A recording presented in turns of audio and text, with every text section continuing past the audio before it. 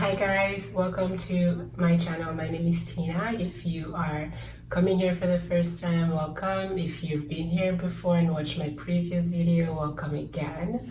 Again, my name is Tina and I am a international development professional by day and a social cultural entrepreneur or a design entrepreneur by night.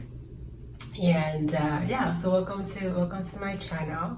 Here I'll be talking about everything that has to do with sustainability and my own personal journey towards being a little bit more sustainable and being more intentional about my day-to-day life. So I started my channel last month, but unfortunately with it being the festive month and then me being between two provinces, so Quebec and Ontario, I haven't really had the time to plan out my content and get them ready for you guys. But as from the month of February, I will be coming to you guys a little bit more consistently with the content that I've been planning. And of course, if you have yourself any topic relating to sustainability that you're very interested in, the questions that you want me to tackle and talk about from my own perspective or from an African perspective in terms of sustainability and sustainable living, feel free to comment or leave your questions or comments in the comment section below. And also, of course, if you do want to continue to listen to my take on sustainability, please subscribe to my channel, and also don't forget to hit the notification bell so that you are notified whenever I do drop another video.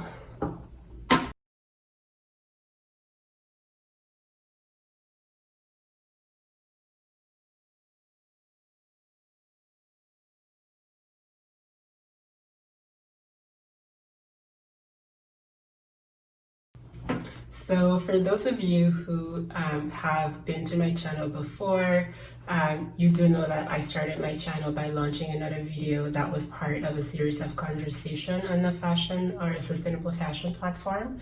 And I just sort of reposted that video here to start that conversation or to set the tone for the conversations about sustainable fashion and sustainability, and just sort of, I guess, lay the way for the types of conversations that I'll be having on this channel. So if you're new and you haven't seen that video, I will include it in the description box so you can go and watch it. I don't know yet how to include it in the somewhere here in the video up or down, but I'll leave it below in the description box, and you can watch that and have a little bit more I guess understanding of my own perspective around sustainability and specifically within the fashion space.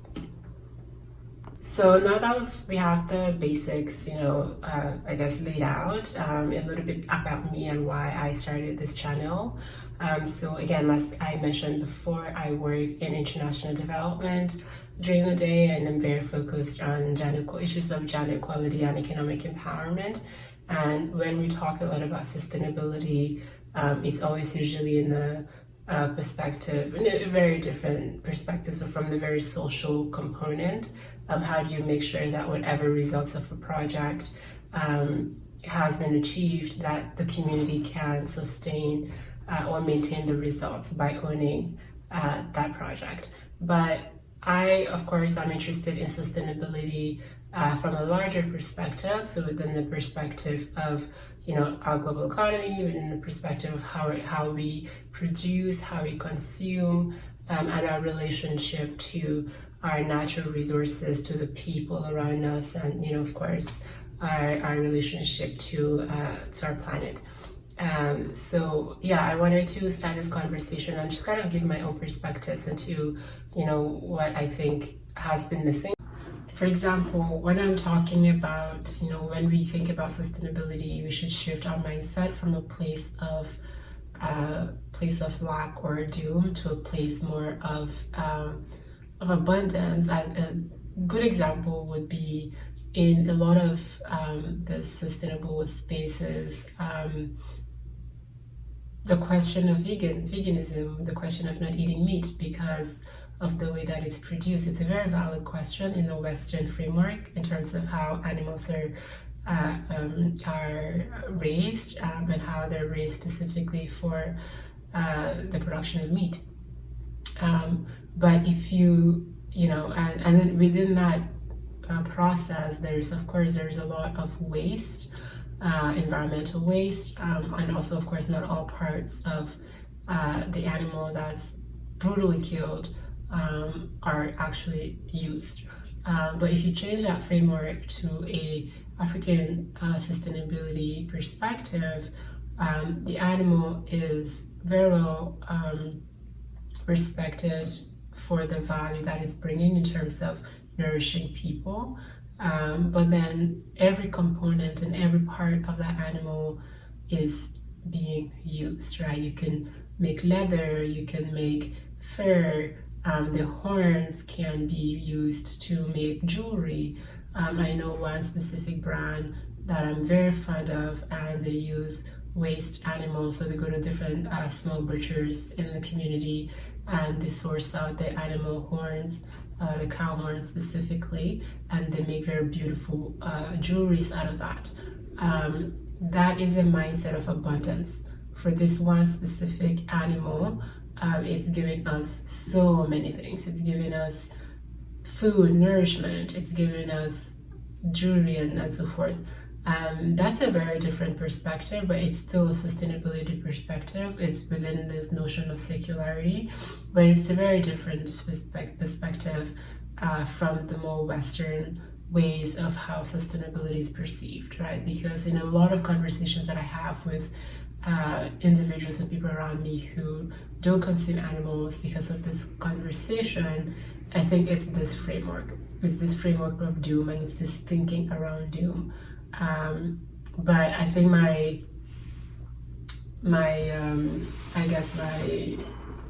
what I want to put out there is that if we shift our perspective and we shift our mindsets, then we get to see that there's no one way of being sustainable, and we shouldn't shame people for how they choose to be sustainable, because they have their own different value sets. You have your own value sets, and this obviously affects our relationships with the different things around us, whether it's animals, whether it's objects, or whether it's people.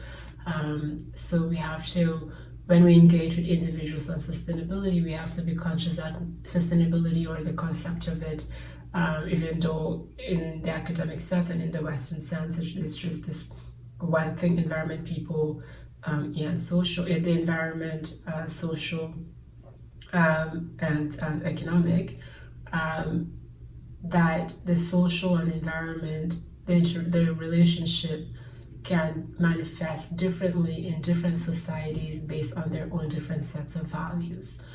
So the social sustainability space needs to be very conscious of that, so that we're not just pushing one framework forward, or one way of being and one way of doing things, and consequently shaming people for their own value systems and their own way of being, right? Like, we want to encourage these diverse ways of being, so that we can also learn about what we can do better in our day-to-day to be more sustainable.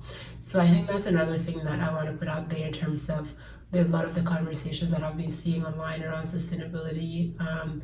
And I think the other thing too, I should mention before I forget, is that this, aside from the specific component that I just mentioned, there is this other aspect of elitism, right? So a lot of the people who talk about sustainability or are adamant about specific types of ways of being sustainable come from privileged backgrounds. They're able to afford more sustainable brands, or they're able to eat well-balanced vegetarian meals, and things like that. So that's, again, the social component. So when we're thinking about sustainability, we shouldn't just think about it externally and say, oh, we need to think about the environment, think about people, how it's affecting other people, but how are we in terms of like our own ways of thinking about sustainability. How are we affecting others? Are we encouraging them to be a little bit more sustainable? Are we open to learning about their own ways of being and doing? Are we open to their own different value sets and value systems and ways of being? Or do we impose our own individual ways of thinking about sustainability?